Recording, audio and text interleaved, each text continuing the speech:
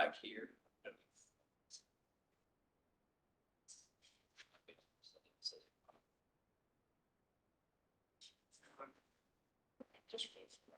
Or in front of that. Like, we'll just attribute them.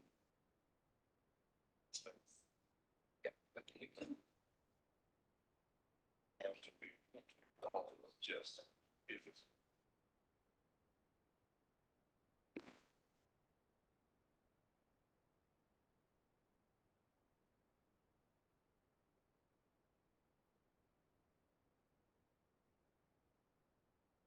Lower one. You want me to start?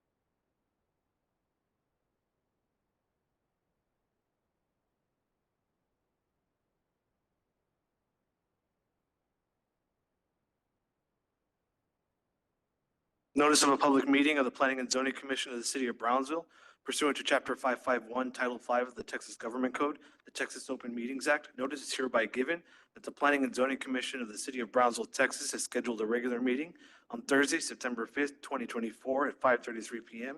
in the Commission Chambers on the second floor of the Brownsville City Hall Old Federal Building located at 1001 East Elizabeth Street, Brownsville, Cameron County, Texas, 78520.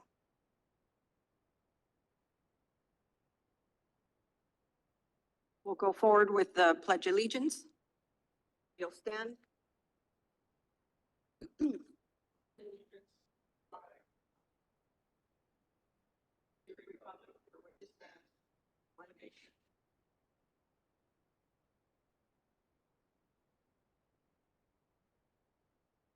Before we get started, I'd like to take a moment to thank Mr. Liceo Davila and Mr. Troy Whittemore for their years of service with the Planning and Zoning. We have two new members I'd like to introduce.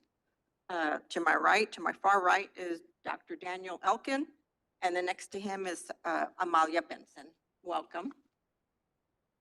We'll go ahead and take roll call, starting on my left. David Betancourt. Aida Rodriguez. David Ramirez. Amalia Benson. Daniel Elkin. And I'm Eliza Vasquez. Do we Updates and have comments. updates and comments? So, good evening, everyone. Thank you for being here. Thank you to our two new members for being here. Just to point out to the audience, our technician who moves the cameras and who records the audio did point out to us that they've been having trouble picking up the voice of people who come up here to the podium. So I just want to reiterate for everyone to state their name for the record and speak clearly and loudly so that we can have everything recorded correctly.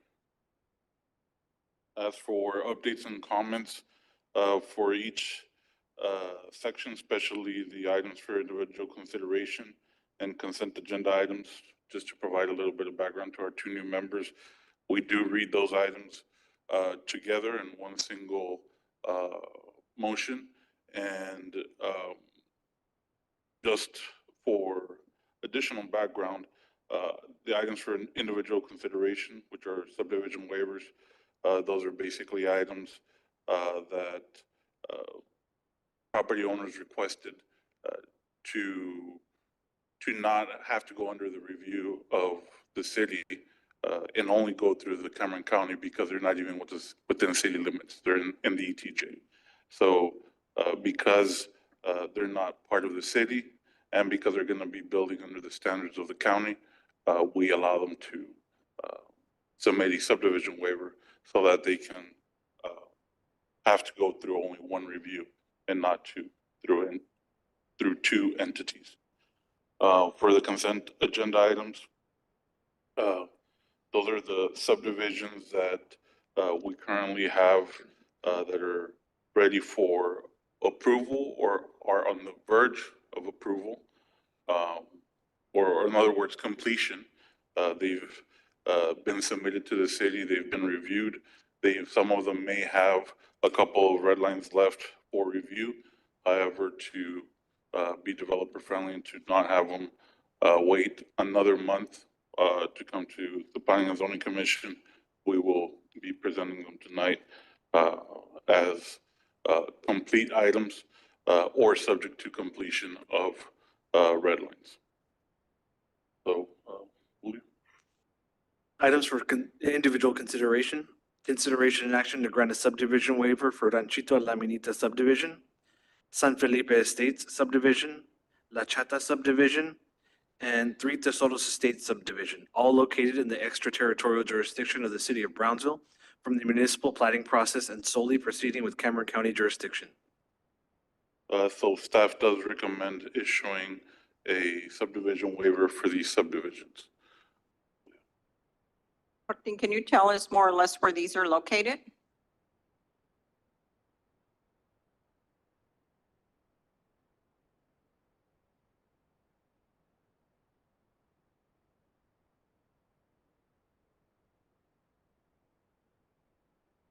So this first subdivision, Ranchito La Minita, it's in San Carlos Road, north of Highway 100 in Los Fresnos.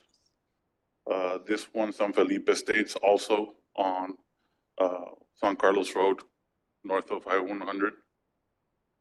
La Chata subdivision, this one is on Military Highway, very close to 1421.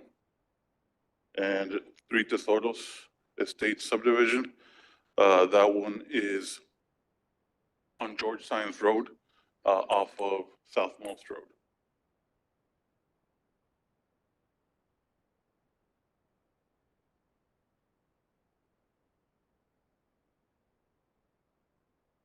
Does anybody have any questions?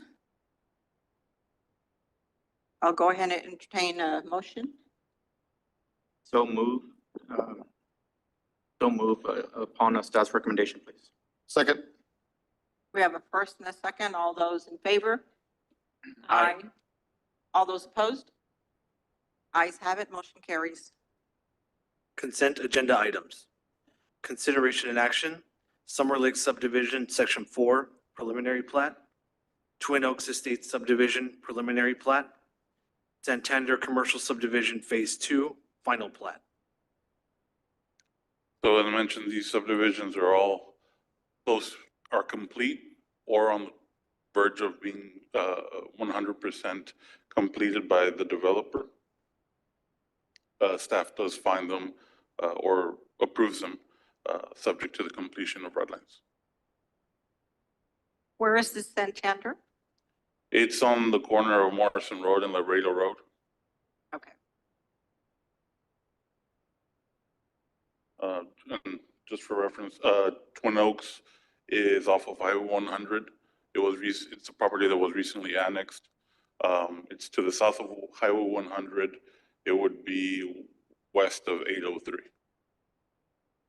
And finally, Summer Lake subdivision, it's a continuation of the Summer Lakes development that is being built out on Summer Hill Boulevard. Off of 1732. Yes.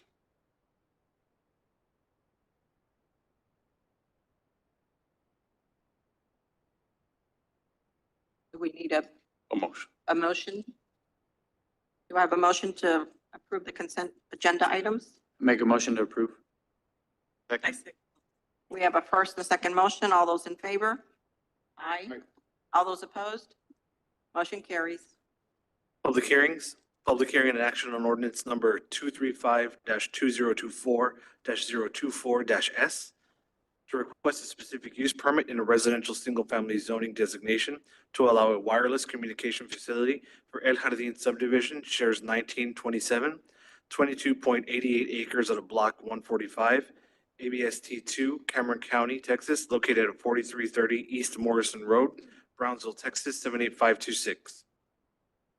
So this is a request for a specific use permit. Basically, this means that the base zoning designation will not change or will remain constant. However, this process only would allow for the specific use that's being requested to be built on the property. So in this case, it's a WCF, a wireless communication facility, basically to improve the communication signal within the area. The current zoning of the property is residential single-family R1, and this property is fronting Morrison Road. This is a 200-foot buffer map. There were 3 mailouts and 0 written opposition. It is where this particular site will be, or the facility will be collocated on a BISD property. So it's, like I said, fronting Morrison Road. The zoning that predominates in the area is residential single family. There is residential suburban to the north, and there's also the ETJ to the northeast. So how large is that parcel we're talking about? It's very small. It's 0.22 acres. You also said that it's on BISD property. What's that? It's on BISD property. Right, they're leasing off of BISD. So BISD does Right. approve. Thank you. And so it's, as you can see here from the site plan that was provided, it's a small compound, 50 by 50. Basically, the overall area is occupied by the path plus a compound and the landscaping that's being provided surrounding the facility. And this is just an aerial view of the property. Morrison and Robindale, also close to Old Port Isabel. And so this request is consistent with the comprehensive plan and future land use plan. Staff does recommend the approval for the specific use permit to allow wireless communication facility in residential single family R1. Okay. Any questions? One thing, can you go back to the map?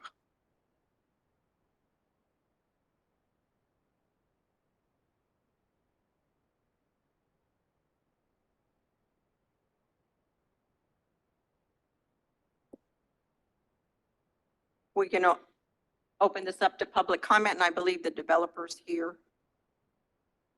Sure.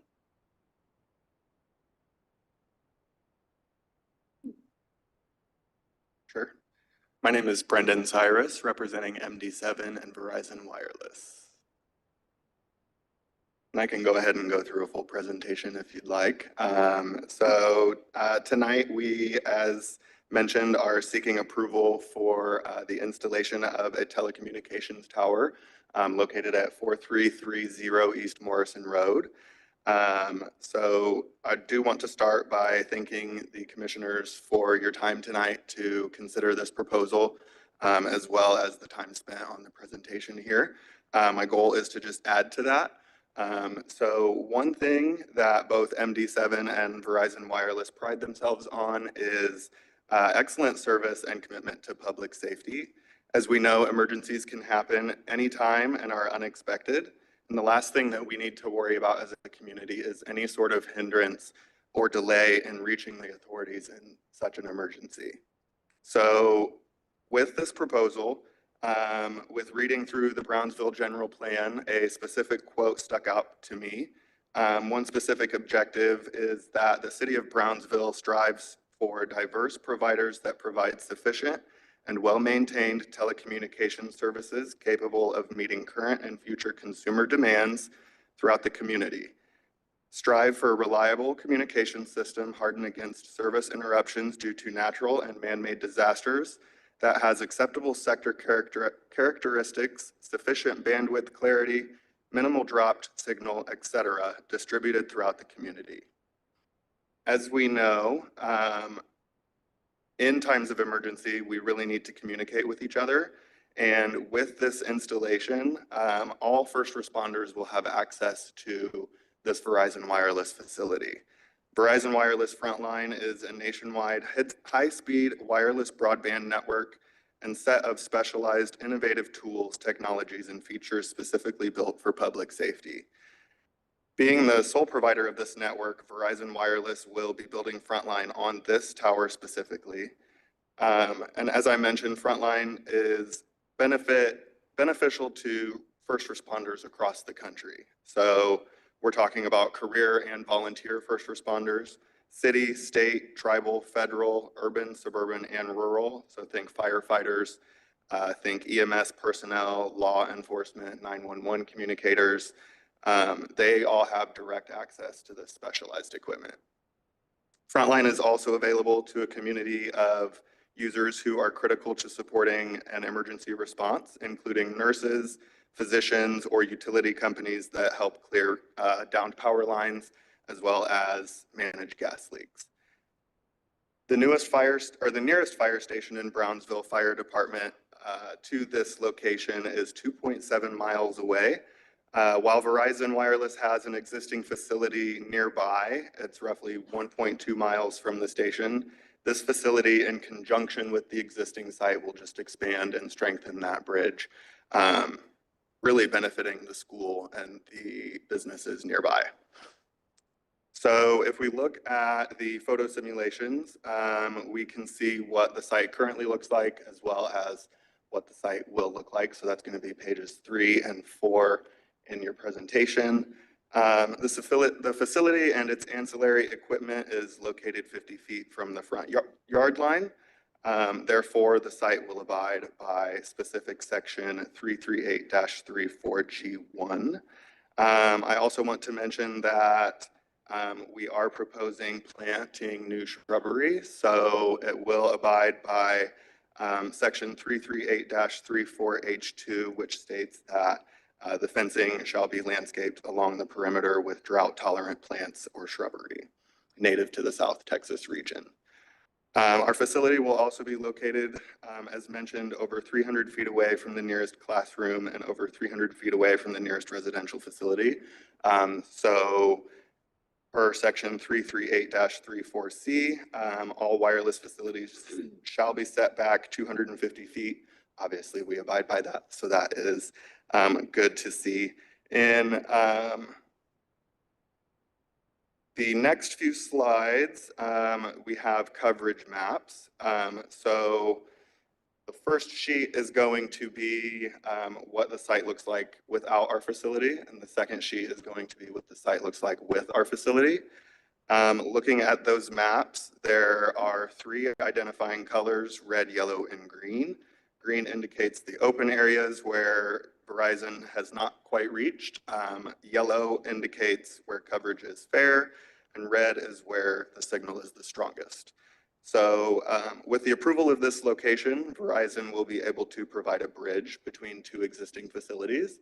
Those little black dots represent the facilities. I can go down the list of specific addresses. The first one is in the top left-hand corner. That's 2015 Aurora Street. Right below that is 4455 Paredes Line Road. The one right below that is 3220 FM 802. Next one is 3254 Boca Chica Boulevard. And then to the far right, we have 7411 East 11th Street.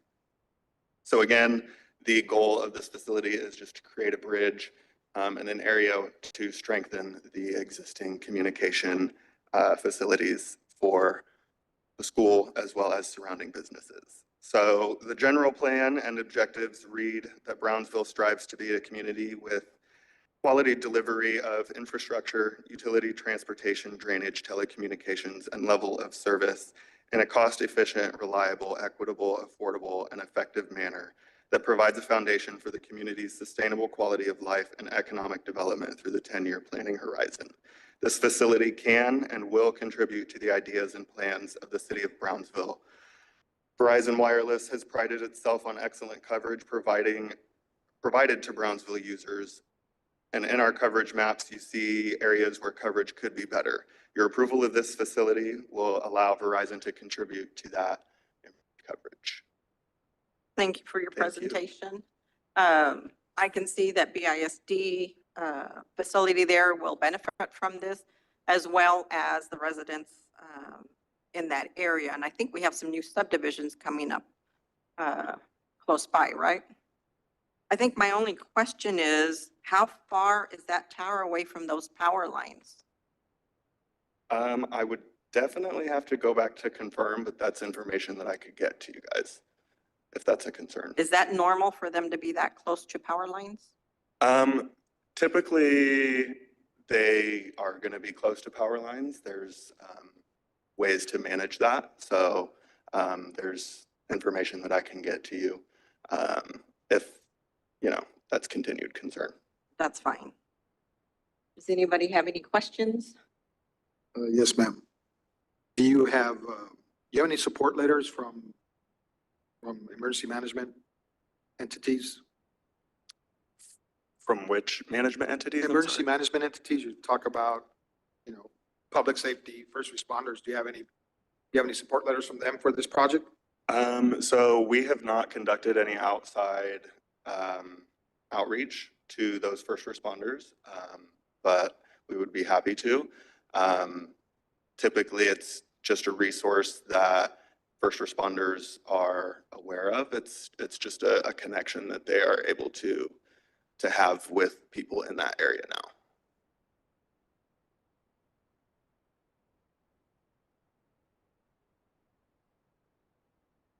Any other questions for him? Just to clarify, the frontline network that you mentioned, that's not the primary purpose of this facility. It's just a potential benefit, right, of having it? Correct, yeah. So it's essentially just a standard Verizon wireless facility. It's just got that frontline technology, yeah. Anything else? Thank you. we Perfect. Thank you, appreciate it. guys. Is there anyone else in the audience that would like to come forward to speak on this topic? If not, I'll entertain a motion to close public. So move to close the public hearing on item number 1. We're first, do I have a second? I'll second. We have first and second. All those in favor of closing public remarks for item number 1? Aye. Those opposed? Ayes have it. Motion carries. What is the wish of the commissioners? I'll make a motion to approve as per staff's recommendation. I second. We have a first and second motion. All those in favor? Aye. All those opposed? Motion carries. Thank you. Public hearing and action on ordinance number 235-2024-025-S to request a specific use permit in a commercial corridor zoning designation to allow a used car lot for Lot 8, Block 1, El Rancho Potrero, Section 1, Cameron County, Texas, located at 9345 Highway 281, Brownsville, Texas, 78520. So similar to the previous case, this is a specific use permit. Again, the base zoning will not be changing. It will remain as commercial corridor. The specific use permit, if approved, will only permit that particular use to be carried out on the property, which is a used car lot. This property is fronting Highway 281. This is a 200-foot buffer map. There were 11 mailouts and 0 written opposition. This is a zoning map, and as you can see, commercial corridor is the predominant zoning in the area. There's agriculture to the west, residential single family to the south, and extraterritorial jurisdiction to the east. This is a satellite view of the property and the surrounding area. And as you can see, there's a mixture of single family homes and businesses. There are single family homes to either side of this property. The request is not consistent with the comprehensive plan and future land use plan. Staff remains neutral and will follow the recommendation of the Planning and Zoning Commission for this specific use permit to allow a used car lot on commercial corridor. Now, if approved, as we have done in the past, we do want to point out, as we have pointed out to the applicants, that the following conditions will be applicable to basically proactively address any concerns from neighboring properties. So all vehicles must be parked within the property. All inventory must be organized within the property. It must be aesthetically appealing and have additional buffers in screening of vegetation. Parked inventory on right-of-way would not be permitted. Everything, again, has to be within the perimeter of the property. When unloading, all unloading must be done on the property, nothing within the right-of-way. Privacy for abutting residential, commercial residential uses. There must be a masonry wall along those property lines. And any work that's related to this use, such as mechanic work or body work, must all be done within enclosed areas. So, any questions? Can we go back a couple of slides to the, One more? was there another aerial? Okay, so how big is that lot? It's 0.7, I believe it's 0.79 acres. And there's a little warehouse on it now. Right.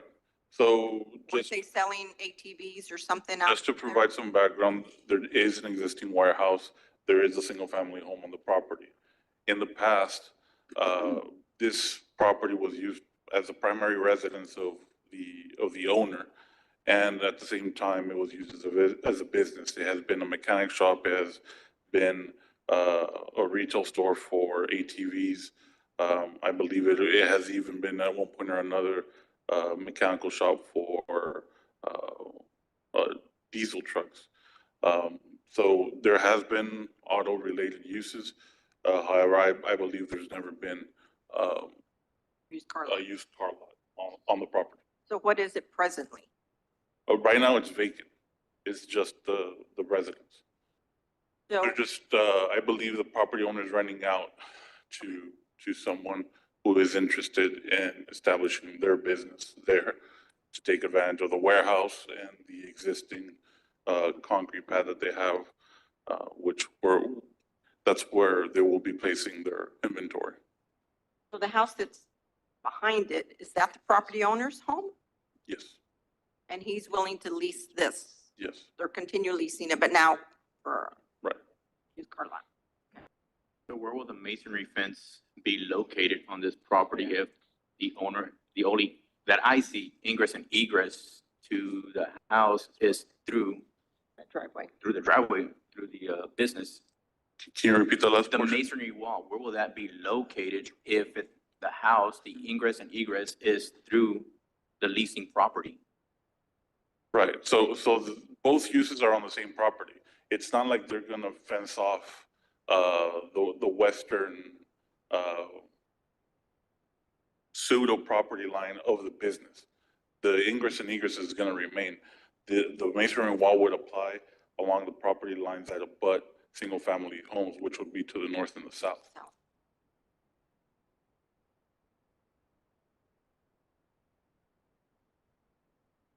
This is a public hearing. If there's anyone here that would like to speak on this topic, if you'd come forward now. Yes, ma'am. Would you come and speak into the mic and tell us what your name is? Hello, my name is Yesenia Garza. I'm the one leasing this property. Okay. And this property, I'm Move her mic so we can hear her just a little bit. There you go. Thank you. hi, my name is Yesenia Garza and I'm leasing this property at the 9345 US Highway 281 here in Brownsville.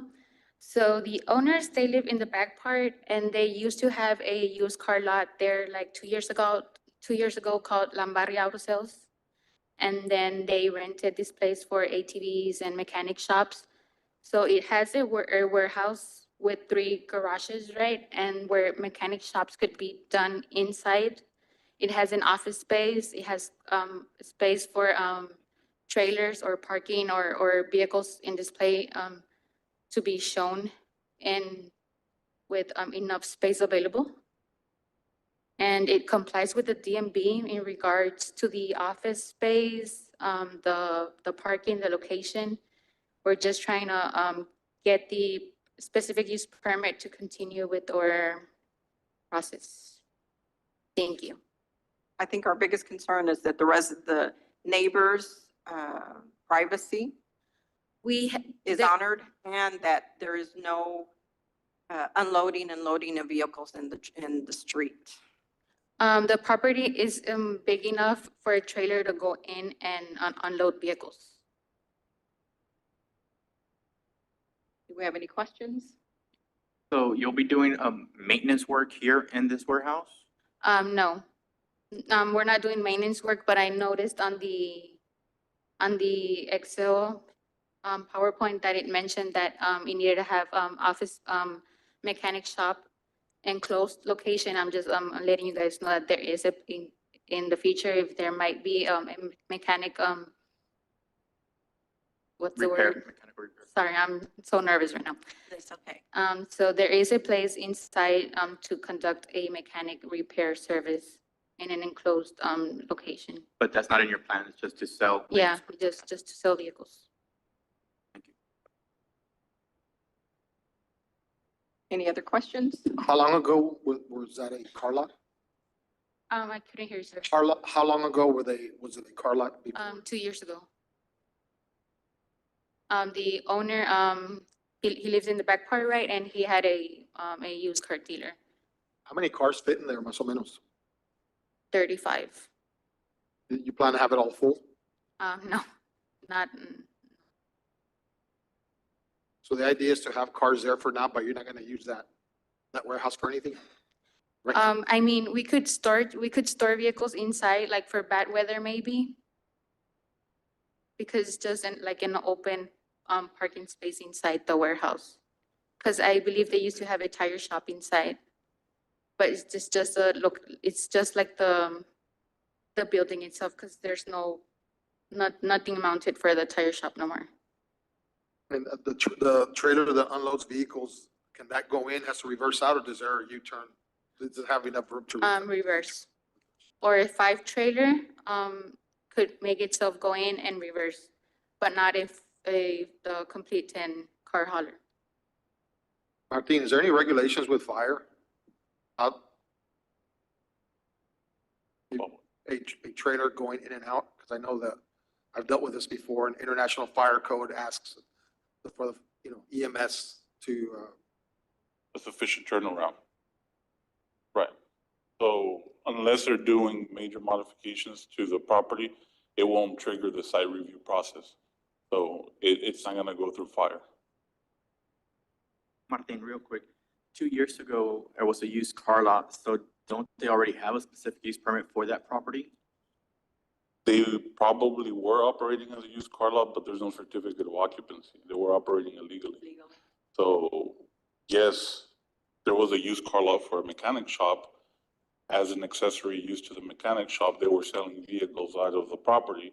However, it wasn't listed in our system as such. There was no certificate of occupancy for it. So it could have perhaps existed, but not correct. There is a, what's the word? There is, the certificate of occupancy for the previous, dealer, but they wouldn't accept it because it had to be, the dealer, had to be there for less than 6 months. But, he was registered with the state and with the DMV, and there is a certificate of occupancy for it. Yes, like I said, there was a certificate of occupancy for an auto-related use, but not specifically for a used car lot.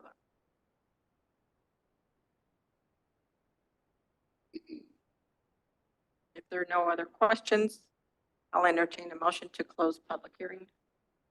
So move to close public hearing? Second. We have a first and a second. All those in favor? Aye. All those opposed? Motion carries. What is the wish of the commissioners? I make a motion to approve. I second that motion. We have a first, a second motion to approve. All those in favor? Aye. Aye. All those opposed? Motion carries. No, quick question. She's aware that she has to put the cinder block wall up and all that, right? Right, it was That's printed out, within the requirements. Yeah. When applying. I'm sorry, I didn't hear that. The cinder, the masonry cinder block wall, that Right. you gotta put up. And let's say a way that we're gonna check is whenever there's final inspection, we will verify that it's there. I'm sorry, Martin, I had a hard time hearing. Did you say that they were aware of that? Yes. Okay. Can I ask something? By mandatory, do you guys mean like a hard wall? Yes. Okay, and that would be like on each side? Yes. Or even though our neighbors they don't live there and they're okay with us, opening a business there? That's a No. Martin question. They're residences, so it doesn't matter if it's, let's say a home that's where the owners are on vacation or live Right. elsewhere, it still has to. Right. You're gonna have to put up a wall. And we're gonna hold the landlord accountable to make sure that he's not unloading and loading vehicles in the street. Martin, one question to you is, it has to be that specific wall? Or what does the structure have to be constructed? They can make proposals. We have accepted, fiber cement board with columns, which is a little bit cheaper than your standard masonry, or block wall. But their designer is the one that has to make the proposal. We cannot design for them. We cannot tell them, the specifications. They have to prove to us that it will, comply with the code. CMU wall is gonna be a lot better quality and withstand the weather and time. Right. And give them more privacy. Thank you.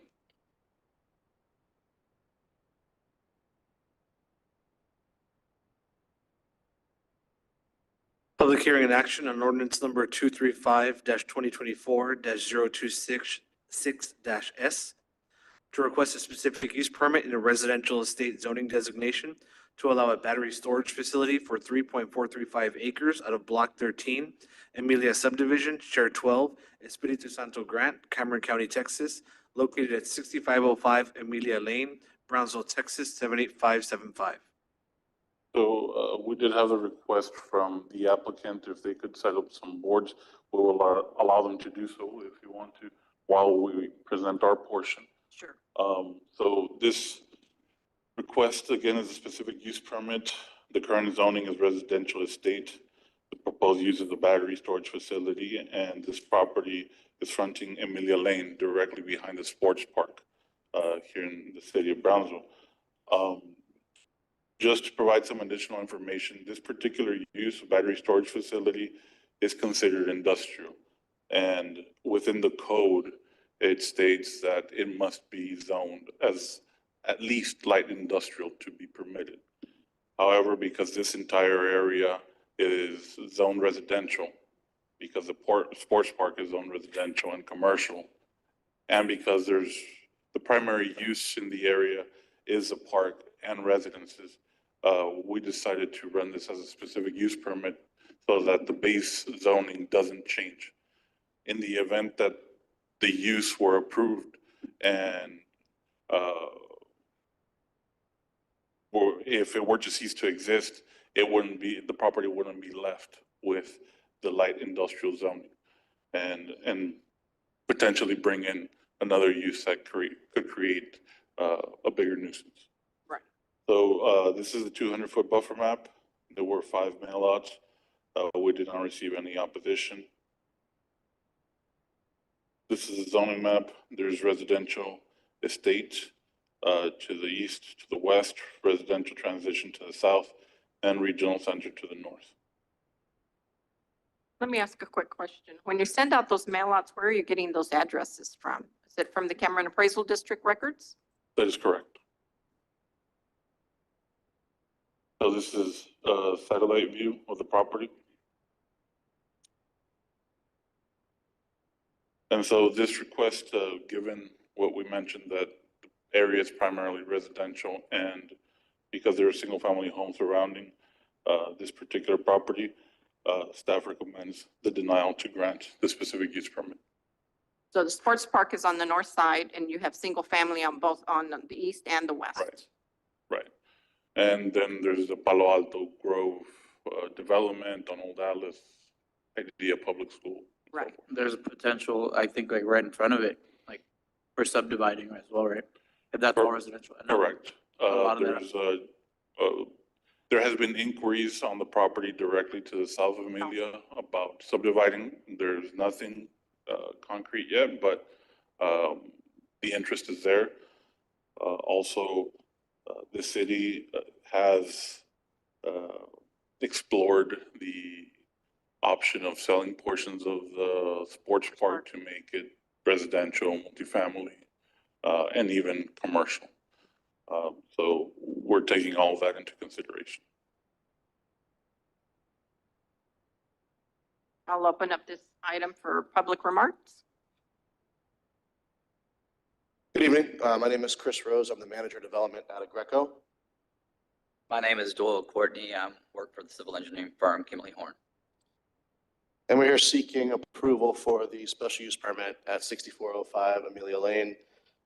Just to give you a little bit of backstory about Agreco. If you watch the Super Bowl, if you watch F1, if you watch the World Cup, Agreco's been the heartbeat of backup generation. If you've had the unfortunate circumstance to be in a hurricane in the state of Texas, Agreco was the first ones as responders to provide the backup generation to support communities, both families and businesses, to get back as soon as possible and help clean up. Agreco has been in business for over 60 years, over 5,500 employees, through 50 states, 1,300 employees in North America, with a bold commitment to decarbonization. One thing about Agreco is, since the IRA was passed a couple of years ago, there's been a lot of solar companies that give a misconception that they're here just to make money. That is true for some, but with Agreco, we're what's known as an IPP, which is the independent power provider. We're here with the mindset of cradle to grave. So from project inception through decommissioning, we're here to be within the community, to give back to the community, not just to make a dollar. So over the next 30 years, 35 years, you may see my face quite a few times, whether it's a fair, whether it's giving back to the community. We're not here just to make money. We're here to support the community. With that being said, I'm not sure if you guys know much about battery storage.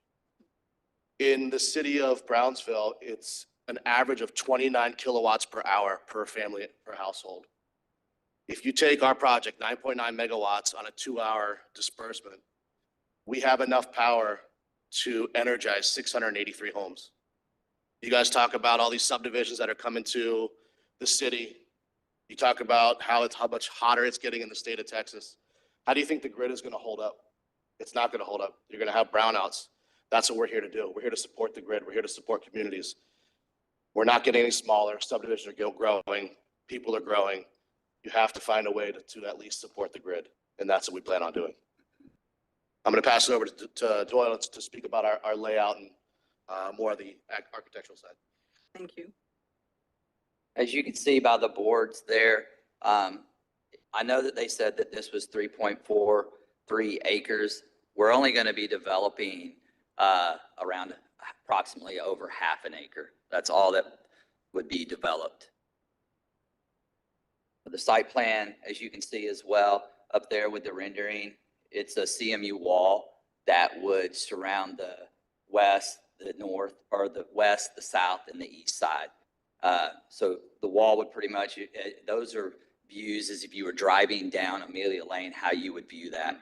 You will not see really the batteries that are back there.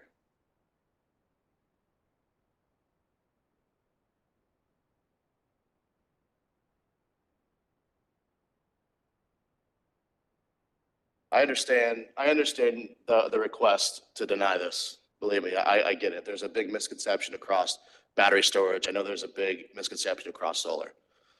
But the one thing I ask is, like I mentioned, the community is growing. It's not getting any cooler. There's been brownouts across several states. ERCOT in the state of Texas is its own entity, and we have to supplement the grid somehow. And wouldn't you want to do it with someone's going to be here 35 years and in the community, supporting the community, not here just to make a dollar. That's what we plan to do.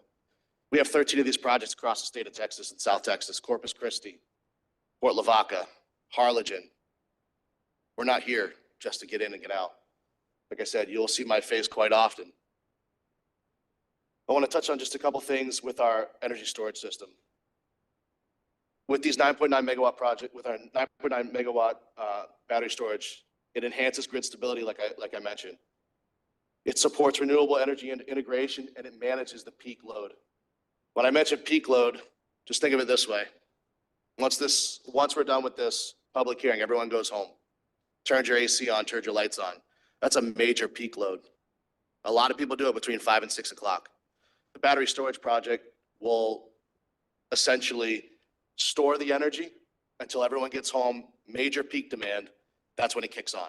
That's when you need the grid support. It's not going to be running all day long. It reduces the fossil fuel dependencies. I mean, you want something that's more sustainable and resilient. That's what battery storage is. It's a very, very small footprint. As Doyle mentioned, it's just over a half acre. I know it said 3.4. We do have a option to purchase roughly an acre to develop it. We will have it completely screened. We will have native plants and trees around the facility as well. But I think also it benefits the local community. As I mentioned, 29 kilowatts per hour is a lot in the state of Texas. 683 homes can be energized off this. That is a major, major point. We decided to go with Hithium. Hithium is by far leaps and bounds advanced in the battery storage facility. They have a higher energy density, which is 200 to 220 watt hours per kilogram. The average across the industry standard is only 150. The cycle life of these batteries, the average across the industry is only 3,000 to 5,000 cycles. What Hithium brings is 8,000 to 10,000. Means you're out there less changing the cycles of the batteries. The efficiency, industry standard is 90 to 95%. Hithium's at a 97%. And then of course the operating temperature, I mentioned it's hot in Texas. The average is from about -4 to 120. Hithium goes from -4 to 140. So that included with the unique features, the advanced thermal management, it prevents any overheating and enhanced safety, which is the #1 issues that could happen. We mitigate those issues. And a comprehensive safety precautions, any overcharging, any over discharge, short circuiting, we're there. Plus it's backed by a 10-year warranty. There's some key features that we have for fire prevention. This is huge for us. Just some transparency. I went through a zoning committee board meeting in the state of California and passed with flying colors because of our fire prevention mitigation procedures. Automatic alarm system is inside. Integrated smoke detectors, heat detectors, fire alarm panel. The system ensures that any detection of any overheating or fire-related hazards. Ventilation system. This makes sure that there's no combustible gases that are detected. There's fans inside, electric shutoffs. There's an aerosol fire extinguishing system. There's 4 aerosol systems located within the canister. These are equipped with aerosol fire suppressions to make sure if there's anything that could happen, you guys are covered. We are covered. And then of course we have an optional water spray system. This is a secondary system that if those aerosol systems do not work, you have the water system as well. This system is going to be monitored 24/7 from Fractal EMS. They provide continuous 24/7 monitoring along with control for battery system storages. Fractal utilizes advanced algorithms and real-time data to ensure optimal performance, most importantly, safety and reliability. Fractal is a leader in energy management systems tailored for these systems. In an event of alarm, a Fractal technician will be there within 4 hours. I can tell you there's no other company across the industry that can guarantee that. Last but not least, the City of Brownsville Fire Department #9 is 2.8 miles away. If in fact there is something that could happen, which we don't expect to happen, they can be there within 6 minutes. We do follow the fire compliance on NFPA 855, which includes location, spacing, fire suppression, and of course the emergency response planning. And of course, we also follow the International Fire Code, the IFC, which is Chapter 12 and Chapter 38, which is specific, chapter 38 is for the battery storage systems. And I will bring one last point up, because I know this is a question that's been asked several times in these meetings. Decibel rating, how loud is this thing? Pythium's battery storage systems run at a 60 decibel. I'm talking louder than 60 decibels right now. So to put that in perspective, a normal conversation is about this 60 decibels. Background office noise is 60 decibels. Air conditioning units that we hear right now, 60 decibels. A dishwasher, 60 decibels. So to put that in perspective, I don't think any of the neighbors or anybody at the park, at the baseball fields, would even come close to hearing this. Do you have any questions? I have a couple of questions. I do too. Go ahead. Where do you all receive your energy from to store in here? Where's your energy coming from? We pull it from the grid. From And the it's grid. stored in an off-peak. Okay, now you keep saying, we won't even make $1 from this. It's not gonna cost anything. So where are you making your funds from? We make our money from, it's an off-take, so it's gone through AEP. So we do make money that way, but we're not here just to make money. Through AMP? Correct, yeah. So we're not here just to make money, we're here to also be within the community. It's not us and you in the community, it's us. We're together in the community. We want to make sure that we have that organic relationship. And I think that's the biggest component of this. Because I can tell you that no other company, and just so you know, I spent 5 years at NextEra Energy, who's the leading #1 in energy, solar, wind, and I can tell you they didn't back it as much as Aggreko has. And we stand firmly behind that. So I do request, and I do, if you could approve the special use permit, I think we'd have a great relationship over the next 30, 35 years. So I have a few questions. So am I understanding this correctly? You're kind of like solar panels with customers. Customers are gonna buy into your battery to be able to use your electricity in conjunction with their electric company? So there's no solar panels, there's no, No, but it's kind of, is it that kind of concept? so you're thinking like community solar? There's nothing that a customer's buying into. We're supporting the grid. So we're supporting the grid for all of the customers that use the electric around. So. So you're not working directly with customers, you're going to be working with AEP? Correct. Okay, so this is not going to affect our public utility board then? No, ma'am. I was wondering about that. So if that's the case, who determines the 600 homes that it will be supporting? There's not a specific 600. It's just, for instance, Ballpark. it's a basis on how many we can actually support. Because you got to think of it, you got to think about it. People say, well, it's a 9.9 megawatt. Well, how many homes does that actually support? So actually then your battery, your company will be supporting AEP customers. Correct. In the area, yes. So you said you had other locations in the RGB? Yes, ma'am. So where are your other locations? I actually have a planning and zoning meeting next week in Harlingen. So you haven't been to that? So that hasn't been approved yet? It's contingent, but yeah, that's the. Would next that week. be the first location? No, we had an approval 2 days ago in the city of Roma. We have 3 projects that are approved in the city of Corpus. Port Lavaca, we have a public hearing coming up.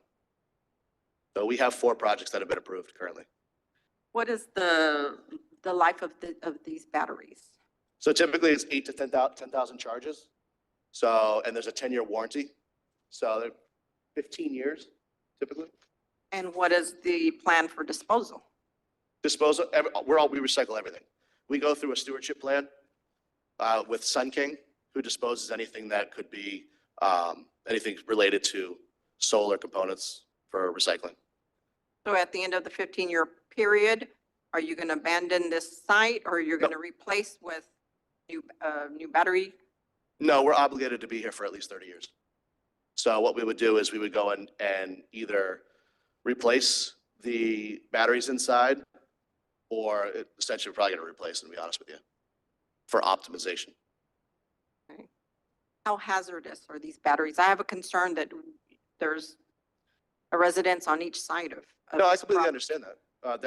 That's a key factor. But as I said, within the container, The aerosol systems do a fantastic job if there's anything. Plus you have the backup water system as well. Plus we follow all codes. And essentially the systems are contained within this. Think of it as pretty much a Connex box. Everything is contained within that. And of course, we have the 8-foot masonry wall that's going to also supply any type of screening as well. How many containers are going to be put in here? You can see them. There's actually with the lithium, there's going to be 4 battery containers is what will be on site. From the ones that got approved in Corpus, are they this close to residential areas also? Yes, ma'am. Driving around Cameron County, I'm seeing an influx of solar panels, and I know that this is a lot different, but I'm seeing those out in the country, not close to homes. So I have a concern about that. Understandable. A lot of times it's, if you do ones out in the country, it's probably, you're looking at 200 megawatt projects, large projects where it's big money. This is more so to support the grid. You got to think about, look at it as a community standpoint. Like I said, you guys have approved several subdivisions. It's not getting any smaller. We're just growing and it's getting hotter here. We have to figure out a way to support the grid. And this is one of the ways where it's a small footprint. So at this point, you don't own that land yet. It's contingent on approval. Take me through the process. So you take electricity from the grid, it goes to the battery, Correct.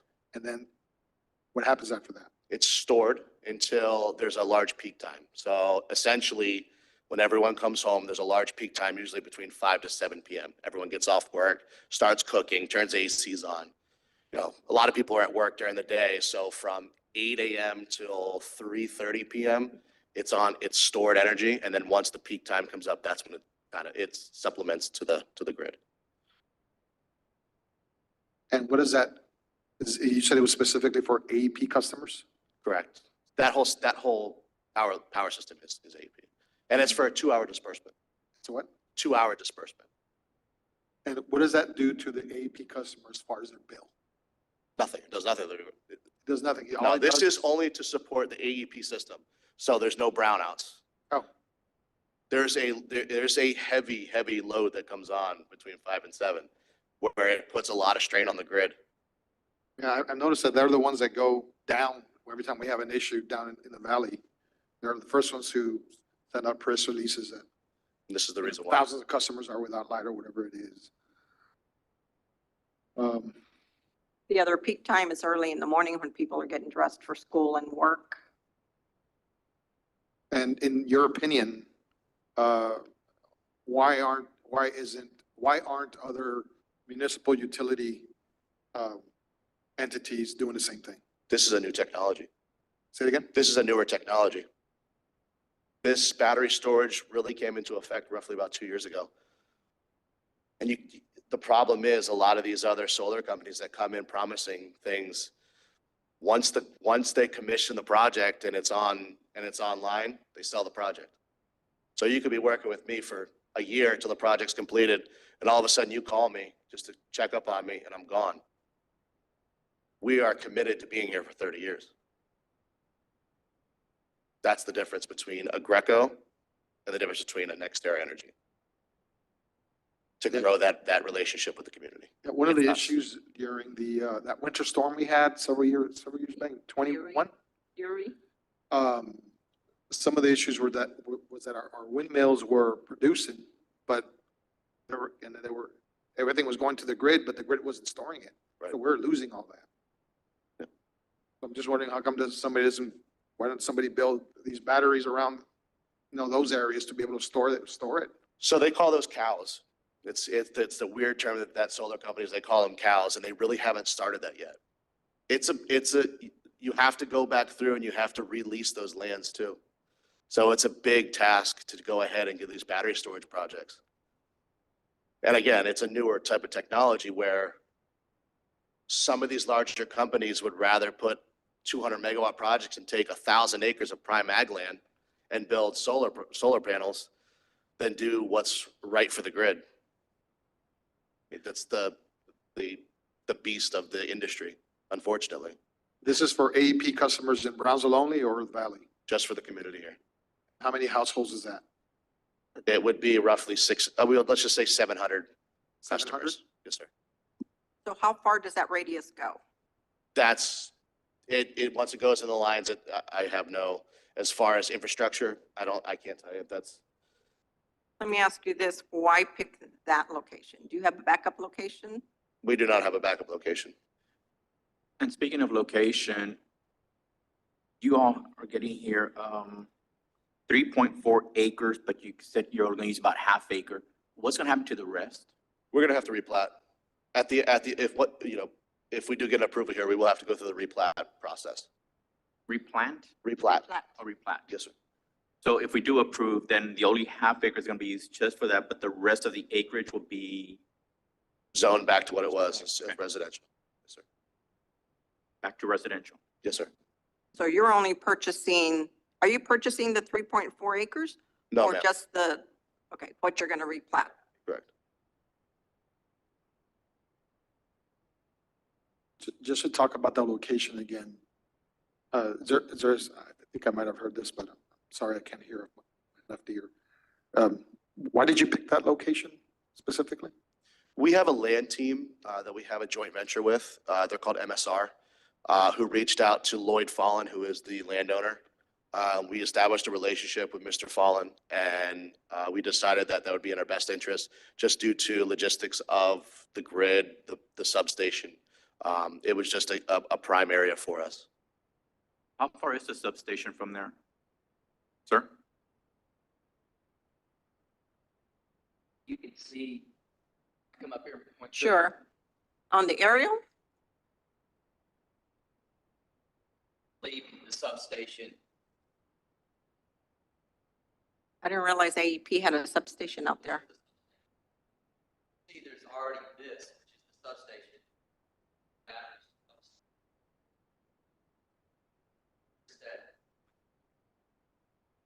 There's a substation right here. Yeah. And that's open. You can see it again, this is the CMU wall there. Mhm. If you drive down a Million Lane, you wouldn't even notice it, to be honest with you. I'm sorry? If you drove down, once this is built, you wouldn't even notice it. And again, just to give you some understanding on how we set our sites, essentially with battery storage, we want to be within 0.2 of a mile from a substation. Okay. Solar, you can get, if you do a 200 megawatt project, you can kind of go with a 2-mile gen-tie radius for a project.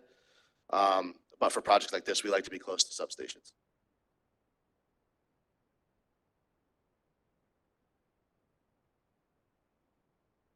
Any other questions?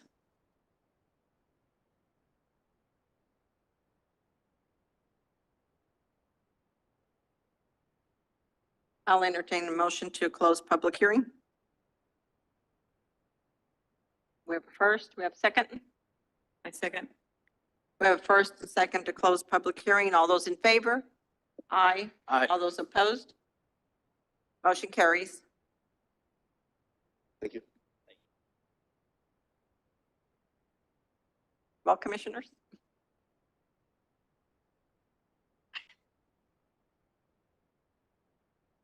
Martin, quick question. Why does staff deny? As mentioned, because of the surrounding zoning, what predominates is residential. This is an industrial use, the existing uses in the area, which are residential. And because of the plans that the potential plans that the sports park may change into something residential or commercial, as per discussions in the city. Did you all by any chance contact Corpus as far as the areas that were approved over there, just to see where they approved them? I'm just curious. We weren't notified of other areas that have this type of development. Martin, is there and here this Emilia Lane, does that connect to the expressway? Yes. Yes.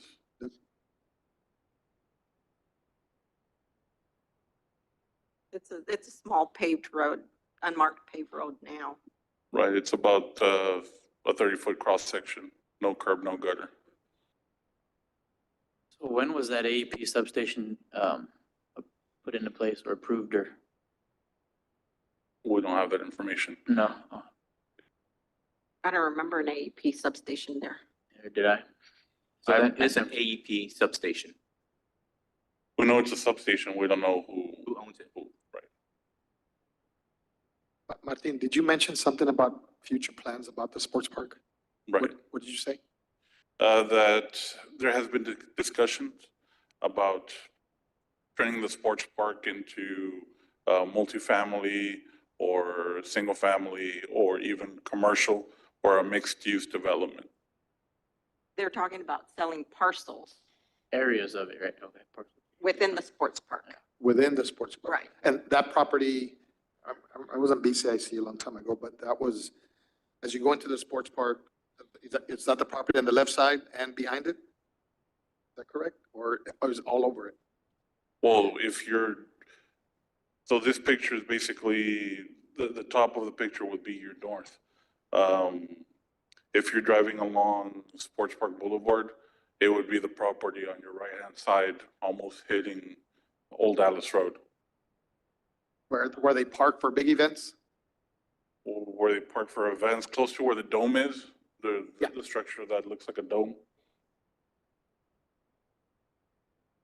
So, but more likely it will not be coming toward the south where, No, there is a section on the south side that they were talking about cutting out just a month or two ago. And then some of the sites on the north side are not owned by the city, they're privately owned. Right.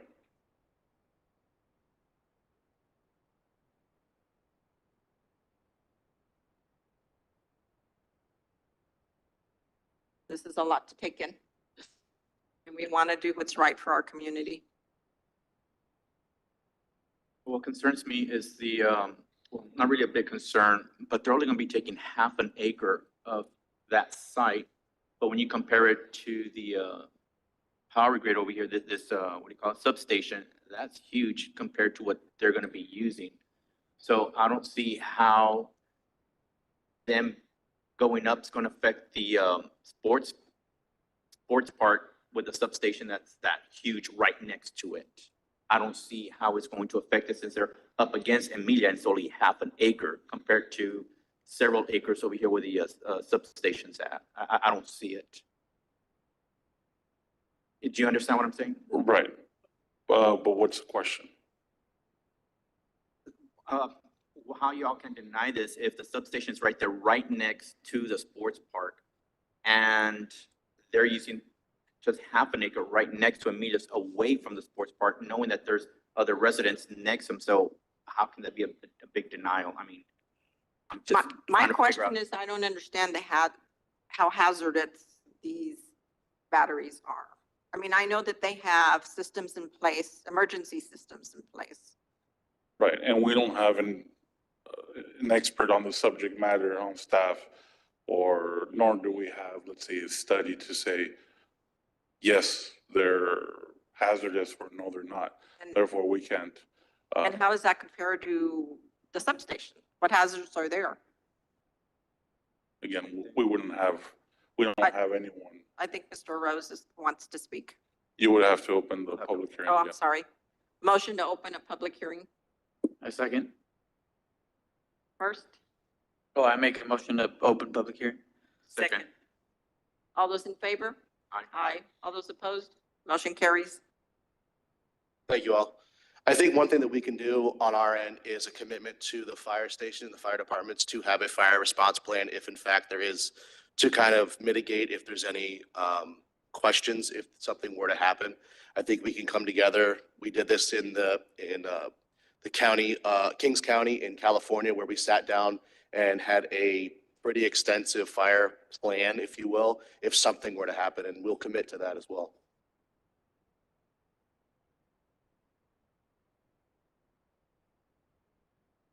I wonder if we should table this until we get a little bit more information.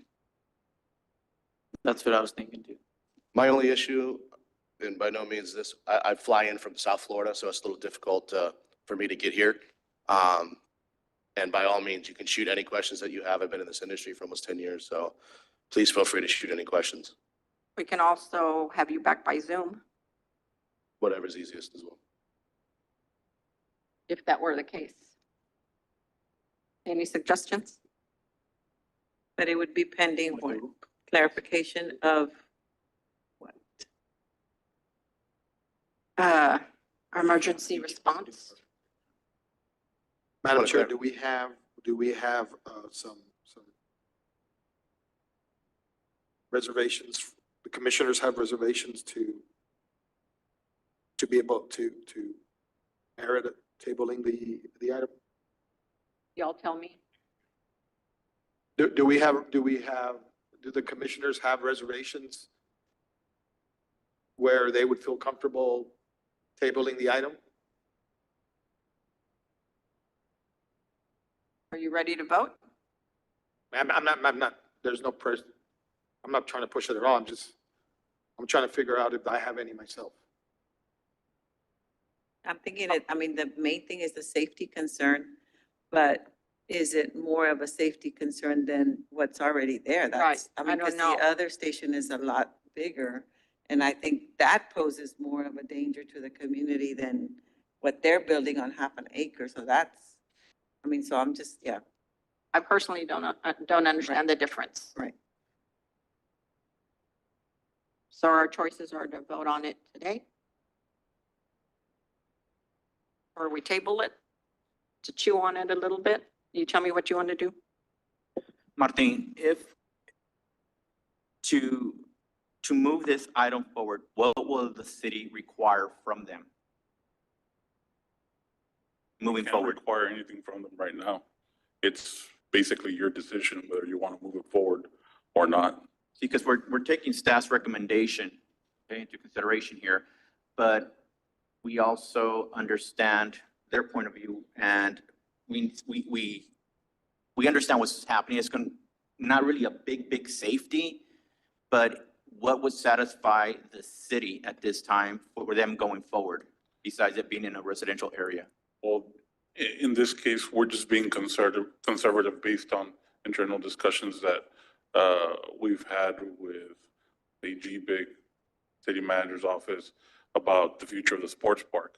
That's one portion of our decision. The other portion is based on existing uses and existing zoning in the area. So mainly we're being conservative as to looking for the best interests of the city.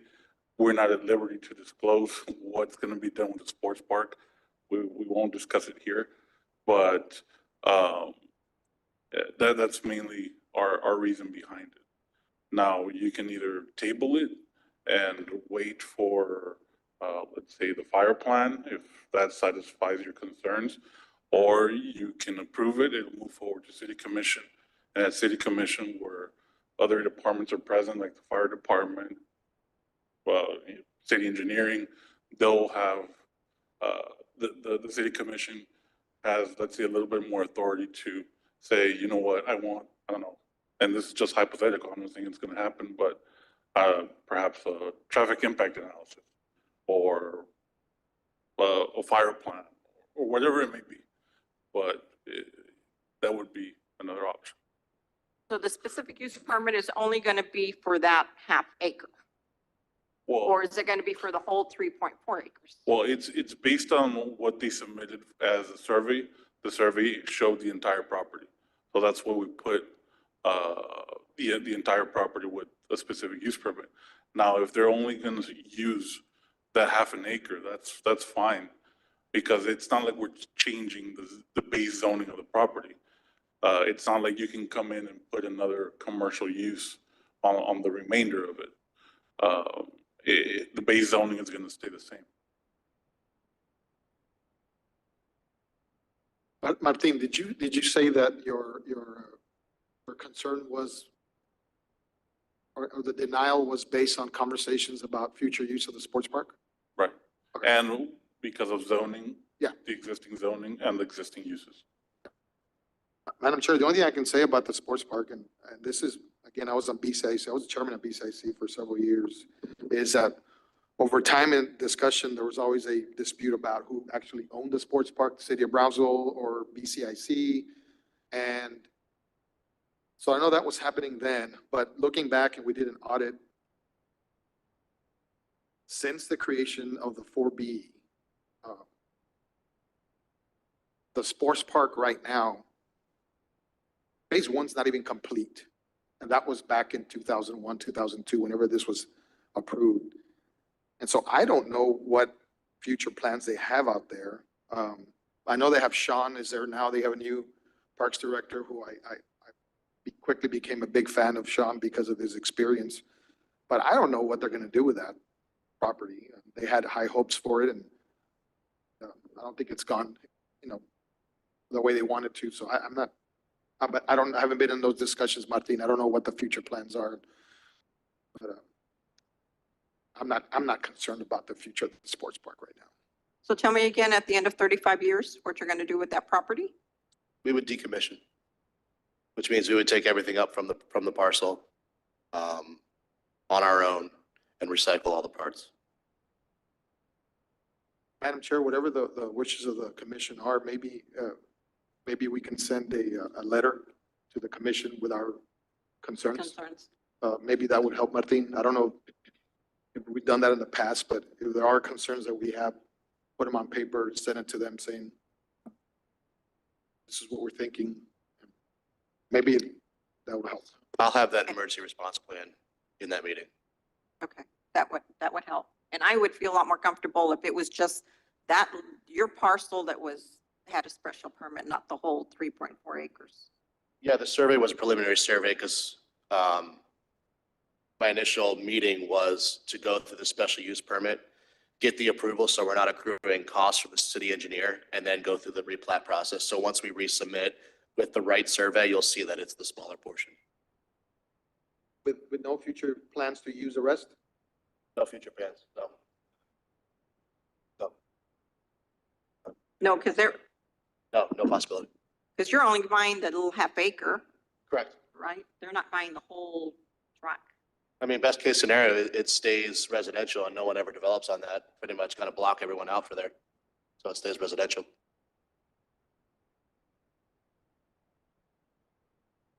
Are we good now? Don't move to close public hearing. We have a first motion to close public hearing. Do I have a second? Second. A first and second motion to close public hearing. All those in favor? Aye. All those opposed? Motion carries. Need a motion to go forward. So move to accept the rezoning with questions being sent to city commission with our concerns. Please. Second. So we have a first and a second motion to approve the special use permit. All those in favor? Madam Chair, just Yes, sir. before we take a final vote, Martin, can we work with Martin to be able to address all the concerns and make sure that gets transmitted to the commission at some point? Well, because we can, We have guys to do it independently, not, right, not. right. You guys would have to create a letter on your own and send it to the commissioners. On our own, meaning on behalf of the commission? Right, Or individually? individually, As a commission or as a?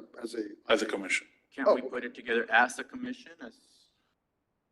We would have to ask legal, but typically it's preferred to individually. Can we get legal's assistance to draft that letter? We would have to ask. I can't assure you. I cannot put work on someone else's desk. But the message can get to the commission at some point. What's that? The message can get to the commission at some point. Right? Our message can Right, right. get there somehow. Right. Well, I mean, at the presentation, we can basically say, well, the Planning and Zoning Commission had ABC concern. Yeah, like for example, Madam Chair, I'd like to have maybe the fire department, make sure they're at the meeting and make sure that they address the concern that we brought up. That's all I'm asking for. Yeah, and Mr. Rose said he'd have a plan ready for city commissioners meeting. But it cannot be a contingent upon our approval of Right. this. We can send them to you, but we would need for you guys to send us the questions. If you wanted like a formal letter sent, you would have to send it directly to them. The applicants are asking for the list of questions, so I'm assuming they want to address. And if they can provide the fire plan as soon as possible, that would be best, because the cutoff to post on the next city commission agenda is actually tomorrow. We can try and work something to ask city secretary to open up the portal to add it, but we just need it as soon as possible. Hopefully, if you have it. Yes, because they have to post all the agenda items and all of the attachments. Okay. Okay. Do I have a motion? That was to close public. Did we did? Okay. Oh, yeah. All right. So all those in favor? Aye. All those opposed? Motion carries. Do we Public have hearing and contact action. Information for Mr. Rose? Do we have contact information for you? Yes. Okay, thank you. Public Sorry hearing for and that action. delay. Sorry, go ahead. Public hearing and action on ordinance number 235-2024-027 to rezone from regional center to light industrial to allow warehousing and logistics for lots 2 and 3, block 1, 802 Coffee Port subdivision, Cameron County, Texas, located at 6600 Ruben Torres Boulevard, Brownsville, Texas, 78526. Before we proceed with this item, there was no motion as to whether approve or table for this No, previous item. was it? Motion was to approve. Oh, motion to approve. Yeah. Yes, thank you. All right, so this is a zoning change. The current zoning of this property is regional center going to light industrial. The proposed uses for warehousing and logistics. This property is fronting on Ruben Torres Boulevard. This is a 200-foot buffer map. There were 16 mailouts and 0 written opposition. Just to point out, this particular property is where Dipasa, it's oil production company, edible oils, basically your olive oils, sesame seed oil, basically extracting oil from seeds. It's been existing for many years.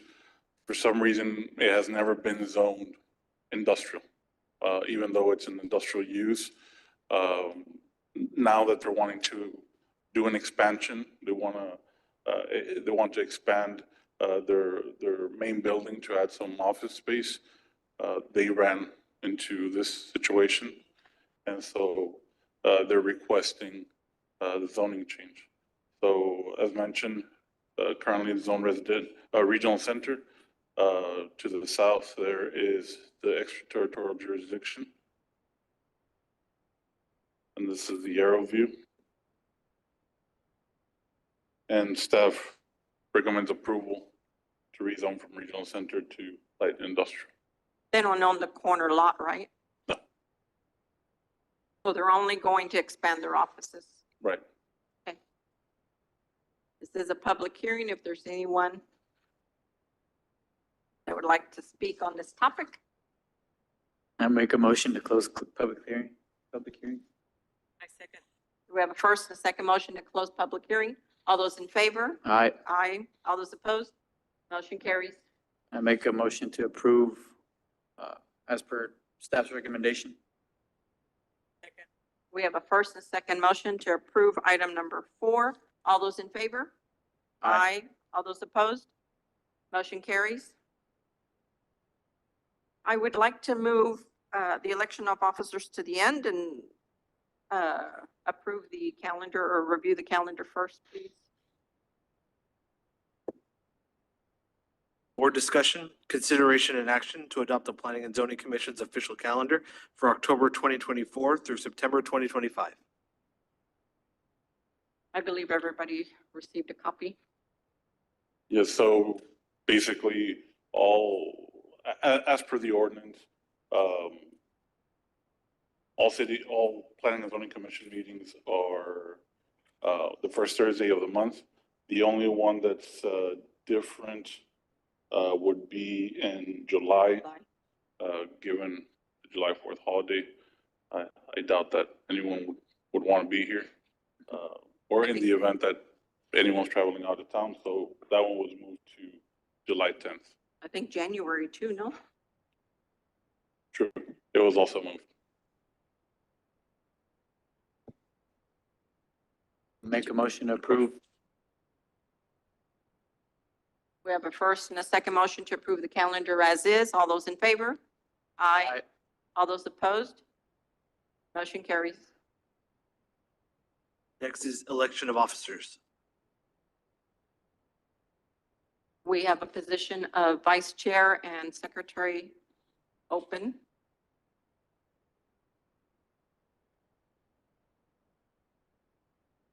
I would like to nominate David Ramirez for vice chair. Madam Chair, I want to nominate Mr. Benacourt for secretary. Would you accept that nomination?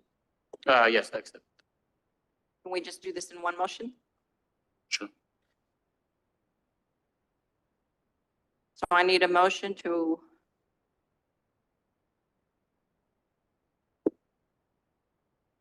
and David Ramirez for vice chair. We have a first and a second motion. I second, yeah, we already have, okay. All those in favor? Aye. Aye. All those opposed? Motion carries. We have a new vice chair and a new secretary. Who made the first motion? Who made the first motion?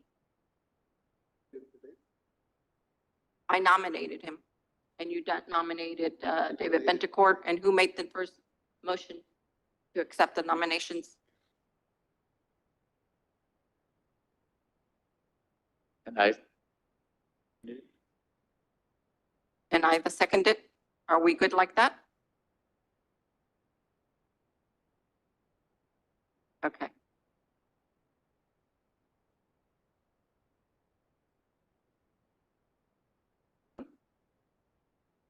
It's 6:58. I'm going to call this meeting adjourned. second. We can, yeah. We good? Did we make a motion for that? All right. Yes. I make a motion to adjourn this meeting. Second. To adjourn our meeting. Oh, All those yes, in- you do need a motion to. All those in favor? Aye. All those Aye. opposed? Meeting adjourned.